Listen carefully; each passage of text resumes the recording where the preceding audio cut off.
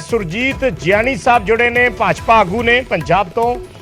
जियानी साहब जी किस तरीके नाल, क्योंकि जिवें असीं जिक्र कर रहे हैं कि जिन्नियां घटनावां वापरियां ने पिछले समयां दे विच उन्हां दे संदर्भ वख-वख हो सकदे ने, उन्हां दे पिछे रीजन वख-वख हो सकदे ने, पर एक चीज़ कॉमन है, वो है पंजाब दे अमन कानून की स्थिति।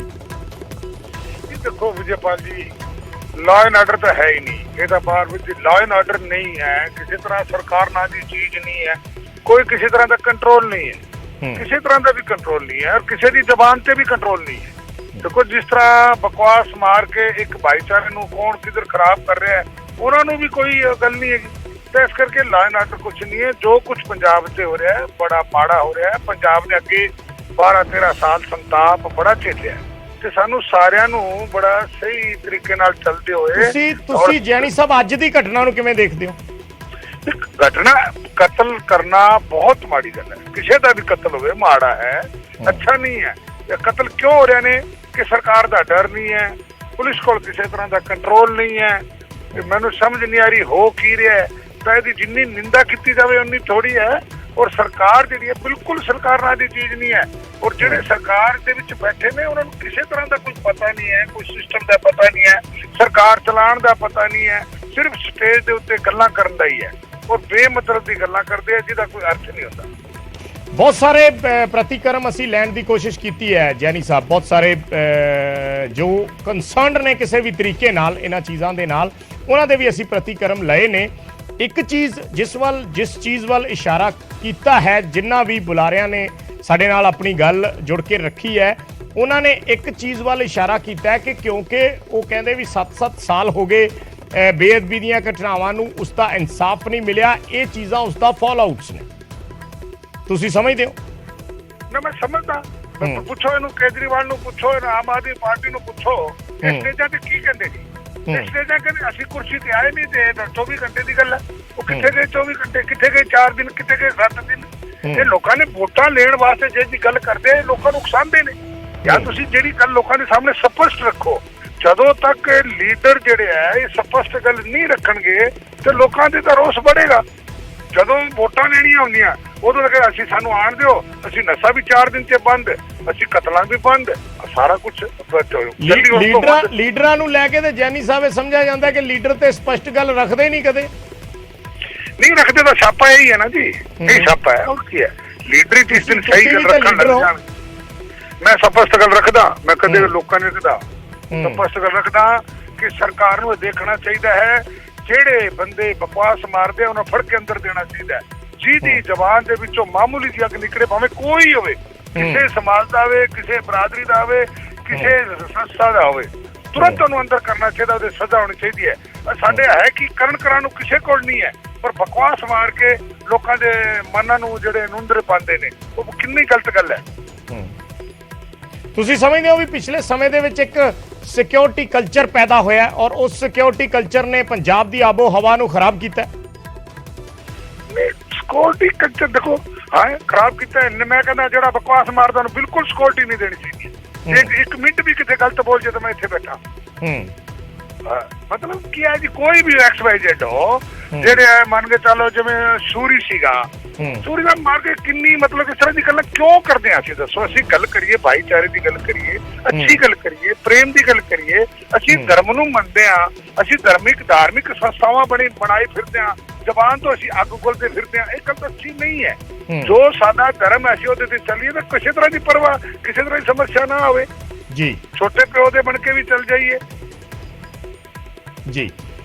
ठीक है, धन्यवाद जैनी साहब साडे नाल जुड़न लई, अपना प्रतिक्रम देण लई, अपनी गल रखण लई, क्योंकि घटना अज जरूर वापरी है, इस तो पहला अमृतसर दे विच वापरी सी, पर बहुत सारे सवाल ये घटनावां छड्डदियां ने, चाहे लॉ एंड ऑर्डर नाल संबंधित होण, चाहे पिछले समय च वापरियां घटनावां दे नाल संबंधित होण, चाहे इंसाफ की गल दे नाल संबंधित होण, और चाहे सोशल मीडिया ते हुंदी बेलोड़ी बयानबाजी दे नाल संबंधित होण। क्योंकि बहुत केसेस ऐसे सामने आए ने कि बहुत सारे लोग अपनी शोहरत दे लई सोशल मीडिया ते इस तरीके की बयानबाजी करते हैं और बाद दे विच उन्हां नूं फिर सिक्योरिटियां मिलदियां ने, और जदों एक नूं सिक्योरिटी मिल जाती है तो दूसरा उसों उत्साहित होकर बयानबाजी करता है। और ये चीज़ां कई बार ਭਾਈਚਾਰੇ ਦੇ ਵਿੱਚ ਕੜੱਤਨ ਪੈਦਾ ਕਰਦੀਆਂ ਨੇ ਔਰ ਉਸ ਦਾ ਨਤੀਜਾ ਇਹ ਹੁੰਦਾ ਕਿ ਘਟਨਾਵਾਂ ਵਾਪਰ ਜਾਂਦੀਆਂ ਨੇ ਜਿਹੜੀਆਂ ਸੂਬੇ ਦੀ ਲਾਅ ਐਂਡ ਆਰਡਰ ਦੀ ਸਥਿਤੀ ਤੇ ਸਵਾਲ ਖੜੇ ਕਰ ਦਿੰਦੀਆਂ ਨੇ ਔਰ ਫਿਰ ਸਵਾਲ ਪੁਲਿਸ ਪ੍ਰਸ਼ਾਸਨ ਤੇ ਆ ਜਾਂਦੇ ਨੇ। ਸੋ ਇਹ ਇੱਕ ਕੜੀ ਹੈ ਜਿਸ ਦੇ ਨਾਲ ਨਜਿੱਠਣ ਦੀ ਜ਼ਰੂਰਤ ਹੈ। ਸਰਕਾਰਾਂ ਨੂੰ ਇਸ ਤੇ ਜਿਹੜਾ ਹੈ ਉਹ ਵੱਡੇ ਫੈਸਲੇ ਲੈਣ ਦੀ ਜ਼ਰੂਰਤ ਹੈ। ਇਸ ਨੂੰ ਕਿਸ ਤਰੀਕੇ ਨਾਲ ਦੇਖਣਾ ਹੈ, ਕਿਉਂਕਿ ਅਸੀਂ ਜ਼ਿਕਰ ਕਰਦੇ ਹਾਂ ਕਿ ਜਿਵੇਂ ਮੁੱਖ ਮੰਤਰੀ ਇੱਕ ਵੱਡੀ ਹਾਈ ਲੈਵਲ ਮੀਟਿੰਗ ਕਰ ਰਹੇ ਨੇ ਔਰ ਉਸ ਮੀਟਿੰਗ ਦੇ ਵਿੱਚ ਪੰਜਾਬ ਦੇ ਲਾਅ ਐਂਡ ਆਰਡਰ ਦੀ ਸਥਿਤੀ ਤੇ ਚਰਚਾ ਹੋਣੀ ਹੈ, ਤਾਂ ਇਹ ਸਥਿਤੀ ਵਿਗੜ ਕਿਉਂ ਰਹੀ ਹੈ, ਇਸ ਦੇ ਕਾਰਨ ਕੀ ਨੇ, ਚਰਚਾ ਇਹਨਾਂ ਤੇ ਵੀ ਬਣਦੀ ਹੈ। ਸੋ ਇਹ ਚੀਜ਼ਾਂ ਨੇ ਜਿਹੜੀਆਂ ਪੰਜਾਬ ਦੇ ਲਾਅ ਐਂਡ ਆਰਡਰ ਦੀ ਸਥਿਤੀ ਤੇ ਸਵਾਲ ਖੜੇ ਕਰਦੀਆਂ ਨੇ। ਸੋ ਅਸੀਂ ਇੱਕ ਇੱਕ ਕਰਕੇ ਤੁਹਾਨੂੰ ਪਿਛਲੇ ਸਮੇਂ ਦੀਆਂ ਕੁਝ ਘਟਨਾਵਾਂ ਜਿਹੜੀਆਂ ਦੱਸਦੇ ਹਾਂ। ਪਿਛਲੇ ਸਮੇਂ ਦੀਆਂ ਕੁਝ ਐਸੀਆਂ ਘਟਨਾਵਾਂ ਕਿਸੇ ਵੀ ਭਾਈਚਾਰੇ ਨਾਲ ਸੰਬੰਧਿਤ ਹੋਣ, ਕਿਸੇ ਇੱਕ ਭਾਈਚਾਰੇ ਦਾ ਅਸੀਂ ਜ਼ਿਕਰ ਨਹੀਂ ਕਰਦੇ, ਪਰ ਜਿਨ੍ਹਾਂ ਘਟਨਾਵਾਂ ਨੇ ਸਵਾਲ ਖੜੇ ਕੀਤੇ ਉਹ ਅਸੀਂ ਟੀਵੀ ਸਕਰੀਨ ਤੇ ਦਿਖਾ ਰਹੇ ਹਾਂ। ਪਟਿਆਲਾ ਦੇ ਵਿੱਚ 29 ਅਪ੍ਰੈਲ 2022 ਦੀ ਇੱਕ ਘਟਨਾ ਹੈ। ਕਾਲੀ ਮਾਤਾ ਮੰਦਿਰ ਦੇ ਨੇੜੇ ਹਿੰਸਾ ਹੁੰਦੀ ਹੈ। ਜਦੋਂ ਨਵੀਂ ਸਰਕਾਰ ਬਣੀ ਸੀ, ਕੁਝ ਸਮਾਂ ਹੀ ਹੋਇਆ ਸੀ, ਫਿਰ ਇੱਕ ਚਰਚ ਦੇ ਵਿੱਚ ਭੰਨਤੋੜ ਹੁੰਦੀ ਹੈ ਤਰਨਤਾਰਨ। ਉਹ 31/8/2022 ਦੀ ਘਟਨਾ ਹੈ, 8ਵੇਂ ਮਹੀਨੇ ਦੀ। ਸੋ ਇੱਕ ਨਿਹੰਗਾ ਵੱਲੋਂ ਅੰਮ੍ਰਿਤਸਰ ਦੇ ਵਿੱਚ ਇੱਕ ਸ਼ਖਸ ਦਾ ਕਤਲ ਕਰ ਦਿੱਤਾ ਜਾਂਦਾ ਸਰੇ ਬਾਜ਼ਾਰ। ਉਹ ਵੀ ਸੀਸੀਟੀਵੀ ਦੇ ਵਿੱਚ ਕੈਦ ਹੋਈ। 8/9/2022 ਦੀ ਉਹ ਘਟਨਾ ਸੀ। ਇਹ ਵੀ ਲਾਅ ਐਂਡ ਆਰਡਰ ਦੀ ਸਥਿਤੀ ਤੇ ਸਵਾਲ ਖੜੇ ਕਰਦੀ। ਸੁਧੀਰ ਸੂਰੀ ਦਾ ਕਤਲ ਹੁੰਦਾ ਹੈ ਜਲੰਧਰ ਦੇ ਵਿੱਚ 4 ਅਕਤੂਬਰ ਨੂੰ। 4/11/2022 ਦੀ 4 ਨਵੰਬਰ 2022 ਦੀ ਇਹ ਘਟਨਾ ਸੀ। ਤੇ ਕੋਟਕਪੂਰਾ ਦੇ ਵਿੱਚ ਅੱਜ ਯਾਨੀ 10/11/2022 ਨੂੰ ਡੇਰਾ ਪ੍ਰੇਮੀ ਦਾ ਕਤਲ ਕਰ ਦਿੱਤਾ ਜਾਂਦਾ ਹੈ। ਇਹ ਘਟਨਾਵਾਂ ਨੇ, ਸਾਰੀਆਂ ਘਟਨਾਵਾਂ ਦੇ ਸੰਦਰਭ ਵੱਖੋ ਵੱਖਰੇ ਨੇ, ਸਾਰੀਆਂ ਘਟਨਾਵਾਂ ਦੇ ਵਿੱਚ ਕਾਰਨ ਵੱਖੋ ਵੱਖਰੇ ਵਿਚਾਰੇ ਜਾ ਰਹੇ ਨੇ। ਹਾਲਾਂਕਿ ਸਿੱਟਾ ਕੀ ਹੈ ਉਹ ਪੁਲਿਸ ਜਾਂਚ ਦੇ ਵਿੱਚ ਹੀ ਨਿਕਲ ਕੇ ਆਉਂਦਾ ਔਰ ਪੁਲਿਸ ਹੀ ਬਾਅਦ ਦੇ ਵਿੱਚ ਉਸ ਨੂੰ ਕਲੈਰੀਫਾਈ ਕਰਦੀ ਹੈ ਕਿ ਇਸ ਘਟਨਾ ਨੂੰ ਲੈ ਕੇ ਇਸ ਦਾ ਸੰਦਰਭ ਕੀ ਸੀ, ਇਹ ਘਟਨਾ ਹੋਈ ਕਿਉਂ।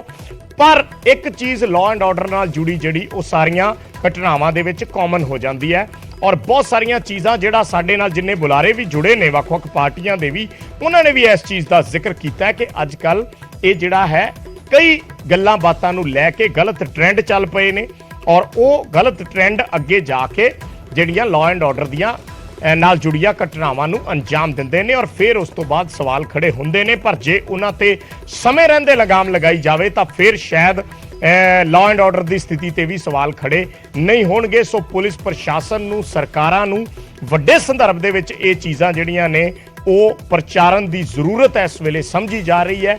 ਚਾਹੇ ਵਿਰੋਧੀ ਪਾਰਟੀਆਂ ਕਹਿ ਰਹੀਆਂ ਹੋਣ ਜਾਂ ਹੋਰ ਜਿਹੜੇ ਮਾਹਿਰ ਲੋਕ ਹੈ ਉਹ ਕਹਿ ਰਹੇ ਹੋਣ, ਇਸ ਵੇਲੇ ਸਭ ਤੋਂ ਵੱਡਾ ਚੈਲੰਜ ਪੰਜਾਬ ਦੇ ਸਾਹਮਣੇ ਲਾਅ ਐਂਡ ਆਰਡਰ ਦੀ ਸਥਿਤੀ ਨੂੰ ਬਹਾਲ ਕਰਨ ਦਾ ਔਰ ਉਸ ਸਥਿਤੀ ਨੂੰ ਬਹਾਲ ਕਰਨ ਦੇ ਲਈ ਸਰਕਾਰਾਂ ਨੂੰ ਸਖਤ ਫੈਸਲੇ ਲੈਣੇ ਪੈਣਗੇ।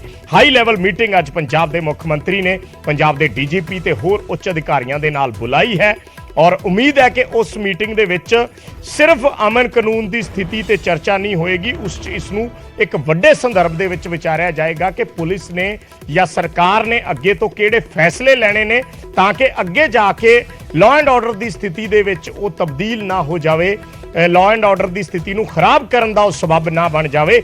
ਐਸੀਆਂ ਘਟਨਾਵਾਂ ਤੇ ਵੀ ਲਗਾਮ ਲਗਾਉਣ ਦੀ ਜ਼ਰੂਰਤ ਹੋਏਗੀ। ਅੱਜ ਦੀ ਜਿਹੜੀ ਘਟਨਾ ਹੈ ਕੋਟਕਪੂਰੇ ਦੇ ਵਿੱਚ ਵਾਪਰੀ ਹੈ, ਉਸ ਘਟਨਾ ਦੇ ਵਿੱਚ ਜੋ ਡੇਰਾ ਪ੍ਰੇਮੀ ਸੀ ਪ੍ਰਦੀਪ ਸਿੰਘ, ਉਸ ਦਾ ਕਤਲ ਹੋਇਆ ਹੈ ਔਰ ਨਾਲ 2 ਵਿਅਕਤੀ ਜ਼ਖਮੀ ਹੋਏ ਨੇ। ਜਿਹੜਾ ਨਾਲ ਦਾ ਇੱਕ ਦੁਕਾਨਦਾਰ ਸੀ, ਉਹ ਜਦੋਂ ਉਸਨੇ ਗੋਲੀ ਦੀਆਂ ਆਵਾਜ਼ਾਂ ਸੁਣੀਆਂ ਉਹ ਆਪਣੀ ਦੁਕਾਨ ਚੋਂ ਬਾਹਰ ਆਇਆ ਦੇਖਣ ਲਈ ਕਿ ਬਾਹਰ ਕੀ ਹੋਇਆ, ਤਾਂ ਇੱਕ ਗੋਲੀ ਉਸ ਤੇ ਲੱਗੀ ਕਿਉਂਕਿ ਉਸ ਵੇਲੇ ਤਾਬੜਤੋੜ ਫਾਇਰਿੰਗ ਚੱਲ ਰਹੀ ਸੀ। ਇੱਕ ਗੋਲੀ ਉਸ ਹੋਮਗਾਰਡ ਦੇ ਜਵਾਨ ਨੂੰ ਲੱਗੀ ਹੈ ਜੋ ਸਿਕਿਉਰਿਟੀ ਦੇ ਵਿੱਚ ਤੈਨਾਤ ਸੀ ਪ੍ਰਦੀਪ ਸਿੰਘ ਦੀ। ਉਹ ਦੋਨੋਂ ਹਸਪਤਾਲ ਦੇ ਵਿੱਚ ਜ਼ੇਰੇ ਇਲਾਜ ਨੇ। ਪ੍ਰਦੀਪ ਨੂੰ ਕਈ ਗੋਲੀਆਂ ਲੱਗੀਆਂ ਨੇ ਪਰ ਹਲੇ ਉਸਦਾ ਪੁਲਿਸ ਨੇ ਉਸ ਬਾਰੇ ਕੋਈ ਸਪਸ਼ਟੀਕਰਨ ਨਹੀਂ ਦਿੱਤਾ ਕਿ ਕਿੰਨੀਆਂ ਗੋਲੀਆਂ ਪ੍ਰਦੀਪ ਨੂੰ ਲੱਗੀਆਂ ਨੇ। 11 ਖੋਲ ਦੁਕਾਨ ਦੇ ਬਾਹਰੋਂ ਬਰਾਮਦ ਹੋਏ ਨੇ, 8 ਖੋਲ ਦੁਕਾਨ ਦੇ ਅੰਦਰੋਂ ਬਰਾਮਦ ਹੋਏ ਨੇ। ਸੋ ਫੋਰੈਂਸਿਕ ਟੀਮਾਂ ਨੇ ਹੁਣ ਤੱਕ 19 ਖੋਲ ਬਰਾਮਦ ਕੀਤੇ ਨੇ ਮੌਕਾ ਵਾਰਦਾਤ ਤੋਂ ਔਰ ਪੁਲਿਸ ਨੇ ਸਖਤੀ ਕੀਤੀ ਹੈ ਉਸ ਇਲਾਕੇ ਦੇ ਵਿੱਚ। ਪੰਜਾਬ ਦੇ ਜਿਹੜੇ ਬਾਰਡਰ ਨੇ ਉਹ ਸੀਲ ਕੀਤੇ ਗਏ ਨੇ ਤਾਂ ਕਿ ਮੁਲਜ਼ਮ ਜਿਹੜੇ ਹੈ ਉਹ ਫਰਾਰ ਨਾ ਹੋ ਸਕਣ, ਹਮਲਾਵਰ ਜਿਹੜੇ ਆ ਉਹ ਫਰਾਰ ਨਾ ਹੋ ਸਕਣ, ਪੁਲਿਸ ਉਹਨਾਂ ਨੂੰ ਛੇਤੀ ਤੋਂ ਛੇਤੀ ਕਾਬੂ ਕਰ ਸਕੇ। ਪੰਜਾਬ ਦੀਆਂ AGTF ਦੂਜੀਆਂ ਸਾਰੀਆਂ ਜਿਹੜੀਆਂ ਟੀਮਾਂ ਨੇ ਉਹ ਐਕਟਿਵ ਮੋਡ ਦੇ ਵਿੱਚ ਨੇ ਔਰ ਸਾਰੀਆਂ ਪੈੜ ਨੱਪਣ ਦੀ ਕੋਸ਼ਿਸ਼ ਕਰ ਰਹੀਆਂ ਨੇ, ਆਇਡੈਂਟੀਫਾਈ ਕਰਨ ਦੀ ਕੋਸ਼ਿਸ਼ ਕਰ ਰਹੀਆਂ ਨੇ ਕਿ ਕਿਹੜੇ ਇਹ ਬਦਮਾਸ਼ ਸੀ, ਕਿਹੜੇ ਹਮਲਾਵਰ ਸੀ ਜਿਨ੍ਹਾਂ ਨੇ ਇਸ ਘਟਨਾ ਨੂੰ ਅੰਜਾਮ ਦਿੱਤਾ। ਪੰਜਾਬ ਦੇ ਮੁੱਖ ਮੰਤਰੀ ਨੇ ਲੋਕਾਂ ਨੂੰ ਅਪੀਲ ਵੀ ਕੀਤੀ ਹੈ ਆਪਣੇ ਇਸ ਬਿਆਨ ਦੇ ਜ਼ਰੀਏ, ਆਪਣੇ ਇਸ ਟਵੀਟ ਦੇ ਜ਼ਰੀਏ ਕਿ ਸੂਬੇ ਦੀ ਅਮਨ ਸ਼ਾਂਤੀ ਕਾਇਮ ਰੱਖਣ ਲਈ ਸਿਵਲ ਤੇ ਪੁਲਿਸ ਅਧਿਕਾਰੀਆਂ ਨੂੰ ਸਖਤ ਨਿਰਦੇਸ਼ ਦਿੱਤੇ ਗਏ ਨੇ।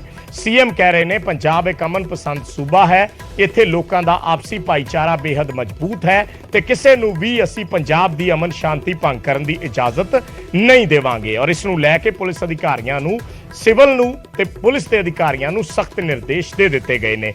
ਇਹ ਮੁੱਖ ਮੰਤਰੀ ਵੱਲੋਂ ਇਸ ਘਟਨਾ ਤੋਂ ਬਾਅਦ ਟਵੀਟ ਕੀਤਾ ਗਿਆ ਹੈ। ਮੁੱਖ ਮੰਤਰੀ ਨੇ ਇਸ ਘਟਨਾ ਤੇ ਚਿੰਤਾ ਵੀ ਜਤਾਈ ਹੈ ਔਰ ਸੂਬੇ ਦੇ ਲੋਕਾਂ ਨੂੰ ਵੀ ਅਪੀਲ ਕੀਤੀ ਹੈ ਕਿ ਅਜਿਹੀਆਂ ਘਟਨਾਵਾਂ ਦੇ ਚੱਲਦੇ ਉਹ ਕਦੇ ਵੀ ਆਪਣਾ ਭਾਈਚਾਰਾ ਖਰਾਬ ਨਾ ਕਰਨ, ਕਿਉਂਕਿ ਇਹ ਜਿਹੜੀਆਂ ਘਟਨਾਵਾਂ ਨੇ ਇਹ ਕਮਿਊਨਿਟੀ